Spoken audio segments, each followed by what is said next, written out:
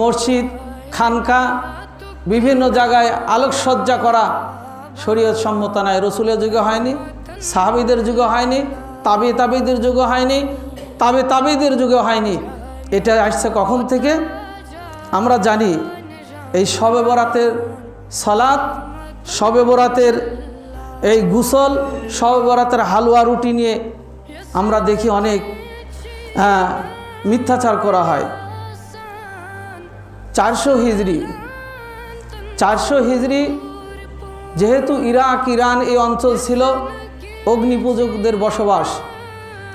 400 হিজরিতে ইরানের কিছু বার্মাকা নামক সম্প্রদায়ের লোক ইসলাম গ্রহণ করেছিলেন। কিছু লোক ইসলাম গ্রহণ করেছিলেন। 1 বছর তারা পূর্ণ হয়, তারা বললেন যে আমরা এই শাবান মাসের 14 তারিখে আমরা ইসলাম গ্রহণ করেছিলাম, তাই আজকে আমাদের 1 বছর পূর্ণ হলো, তাই আমরা এই রাত্রে একটু খাওয়া দাওয়ার ব্যবস্থা করি, এই রাত্রে আমরা একটু আল্লাহর শুকরিয়া আদায় করি। সেই সনটা ছিল 400 হিজরি।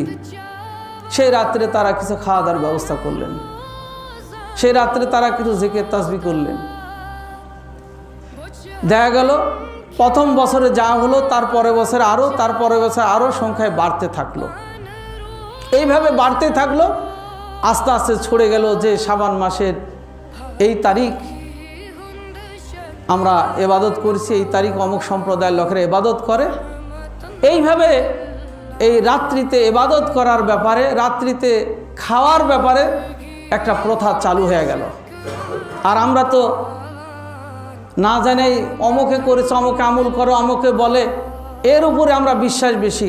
এইভাবে এই বেদাতটা ছড়ে গেল। দেখা গেল কিছুদিন যেতে না যেতে ওরা যেই খাবারটা খেয়েছিল তার পরিবর্তন ঘটে হালুয়া রুটি হয়ে গেল।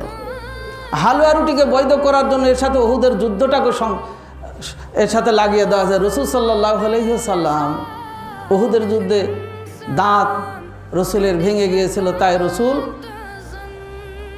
নরম খাবার খেয়েছিলেন, শক্ত খাবার খেতে পারছিলেন না, তাই রসুল হালুয়া রুটি খেয়েছেন। মোহতারাম হাজিরিন, ডাঁসা রসুলের উপর একটা মিথ্যাবাদ দেওয়া হয়। ওই নরম খাবার যদি রুটি হয়, তাহলে আমাদের রুগীদের জন্য যে খাবারটা খায়, কখনো আমরা সাবু রান্না করে দেয়, কখনো মারি ভাত দেয়, এর থেকে তো রুটি আরও শক্ত বেশি। রসুলের উহুদের যুদ্ধের খাবার কি ছিল কোথায় হাদিসে পাওয়া যায় না, অথচ রসুলের উহুদের যুদ্ধে এটা খেয়েছিলেন। দাঁত ভাঙ্গার পরে রসুল থেকে এটা আসছে। আবার ওই বার্মাকা নামক যে সম্প্রদায়, তাদের বর্ষপূর্তি উপলক্ষে তারা যে খাবার খেয়েছিলেন সেখানেও হালুয়া রুটি ছিল না। মোহতারাম হাজিরিন, এইভাবে রূপান্তরিত একটা থেকে আরেকটা ডাইভার্ট হতে হতে হতে হতে আমরা হালুয়া রুটি বানিয়ে নিয়েছি। সেই দিন খেতে হবে, হালুয়া রুটি না খেলে আমার বছর ভালো যাবে না, আমি প্রকৃত মুসলিম হতে পারবো না, এই ধারণা আমার আপনার মধ্যে চলে গেছে। প্রথম নম্বর, বার্মাকা নামক ব্যক্তিরা যে এই বর্ষপূর্তি উপলক্ষে যে আয়োজন করেছিলেন এটাও শরীয়ত সম্মত নয়। মুসলমানদের কোনো বর্ষ নাই, মুসলমানের বছরের প্রত্যেকটা দিনই বর্ষ, প্রত্যেকটা দিনই তাদের সমান। শরীয়তে জন্মদিন, মৃত্যু বার্ষিকী কোনোটাই শরীয়ত এটা অনুমোদন দেয় না। মুসলমানরা কোনো একটা দিনকে গুরুত্ব দিয়ে শুধু অন্য দিনকে ছেড়ে দিবে সেটা নয়। মুসলমানদের যেই দিনকে গুরুত্ব দিতে বলা হয়েছে, যেই সময়টাকে দিতে বলা হয়েছে, বিশ্বনবী সেটাই নিগেট করে গেছেন, সেটা বলে গেছেন, সেই জায়গায় আমাকে আপনাকে গুরুত্ব দিতে হবে। রসুল জন্মদিন, মৃত্যুদিন, বার্ষিকী পালন করতে নিষেধ করেছেন, সেটা আমাকে বর্জন করতে হবে। মোহতারাম হাজিরিন, এরপর আসি সেই দিনে অর্থাৎ 100 রাকাত সালাত কোথায় কিভাবে আসলো, বা দীর্ঘ সালাত কিভাবে আসলো। 400 হিজরিতে শুরু হলো কিছু আমল। 400 হিজরিতে শুরু হলো হালুয়া রুটির খাওয়া থেকে হালুয়া রুটি। 448 হিজরিতে ইবনে হাবিল হামরা বলে এক ব্যক্তি, তিনি একজন কোরআনের কারি ছিলেন। তার কণ্ঠস্বর এত সুন্দর, কোরআন তেলাওয়াত করলে মানুষ তার তেলাওয়াতে মগ্ন হতেন। তিনি বাইতুল মাকদাস চলে গেলেন।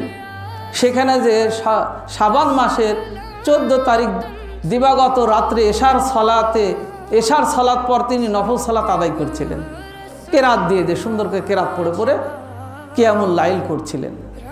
দেখা গেল তার এই কিয়ামুল লাইলে কোরআনের তেলাওয়াত শুনে অনেক লোক তার জামাতে শামিল হয়ে গেল। হতে হতে হতে অনেক লোকের সমাগম হলো।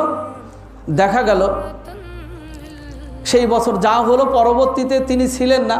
পরবর্তী বছরে যারা আগের বছরে এইগুলো সালাত আদায় করলেন, তারা বললেন যে হ্যাঁ, গত বছর তো আমরা এই দিনে সালাত আদায় করেছি। কি সালাত আদায় করেছেন সেটাও তারা জানে না। তারা বসে শবে বরাতের সালাত আদায় করেছি। এইভাবে শবে বরাতের রাত্রিতে দীর্ঘ সালাত বা 100 রাকাত সালাত আদায়ের কথা শুরু হয়ে গেল। রসুল থেকে আদায় করার কোনো হাদিস নেই, সাহাবিদের থেকে নাই, তাবেঈদের থেকে নাই। 448 হিজরিতে ইবনে হাবিল হামরা বলে এক কারি সালাত আদায় করছিলেন নফল, তার পিছনে দাঁড়িয়ে যারা আদায় করলেন তার পরবর্তী এইভাবে সালাত আদায়ের তারা প্রথা শুরু করে দিলেন। মোহতারাম হাজরিন, তা এই রাত্রে 100 রাকাত বলেন বা গোসল করে বলেন, সালাত আদায় করার কোনো কিছু নেই। এই রাত্রে মানুষের ভাগ্য লিপিবদ্ধ করা হয় না। এই রাত্রে আমি ভালো খাবো, সারা বছর ভালো থাকবো, এই রাত্রে আমি আমার ভাগ্য লিপিবদ্ধ হবে, আমি রাত জেগে জেগে সালাত আদায় করব।